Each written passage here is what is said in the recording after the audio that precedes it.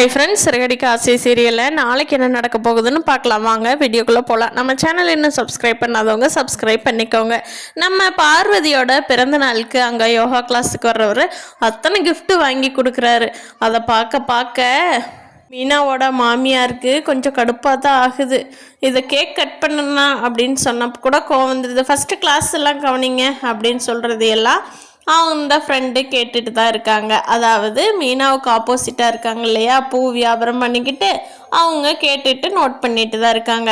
மீனா இதுலேயே நல்லா சம்பாரிச்சிருவா, நம்ம விடக்கூடாது, இந்த பிஸ்னஸ் நம்ம பண்ணணும் அப்படின்னு சொல்லிட்டு வீட்டுக்கு போன உடனே எல்லா ஏற்பாடுகளையும் செஞ்சு அதுக்கான வேலையெல்லாம் பார்க்குறாங்க. இந்த விஷயத்தையெல்லாம் கேட்டு தெரிஞ்சுக்கிட்ட ரோஹிணி மனோஜ் கிட்ட, விடு மனோஜ் நான் பார்த்துக்கிறேன் அப்படின்னு சொல்லிட்டு நம்ம சிட்டி கிட்ட தான் இந்த ஹெல்ப்பு கேட்கணும், அவனுக்கு இவ்வளோ நாள் கொடுத்த பணத்துக்கு அந்த வேலையாவது நம்ம வாங்கலாம் அப்படின்னு சொல்லி சிட்டி தேடி போகிறாங்க ரோஹிணி.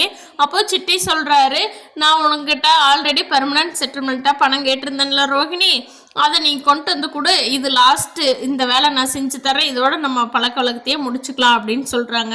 ரோஹிணி, ஐயோ என்னால் அவ்வளோ பணத்துக்கு நான் எங்கே போகிறது, ஆல்ரெடி நான் 3 லட்சம் என் ஹஸ்பண்டோட கடையில் தான் திருடி கொடுத்தேன், அதுவே தெரிய வந்ததுன்னா என் பொழப்பு என்ன ஆகிறதோ, இதெல்லாம் 10 லட்சம் வேற கேட்குறியே, இதெல்லாம் நியாயமாக, உனக்கு எத்தனை காசு கொடுத்துருக்குறேன், அதுக்காக எனக்கு செஞ்சு கொடுக்க மாட்டியா அப்படின்னு கேட்குறாங்க ரோஹிணி.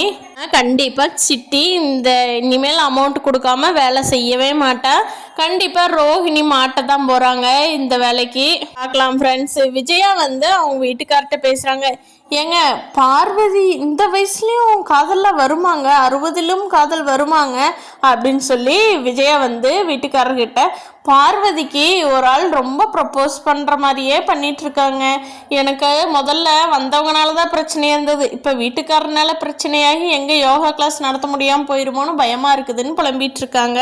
பார்க்கலாம் ஃப்ரெண்ட்ஸ், அடுத்தடுத்த சுவாரஸ்யங்களாக என்ன நடக்க போகுதுன்னு. இந்த வீடியோ பிடிச்சிருந்தா லைக் பண்ணிக்கோங்க. நீங்கள் என்ன நினைக்கிறீங்கன்னு கீழே கமெண்ட் பண்ணுங்கள். தேங்க்யூ.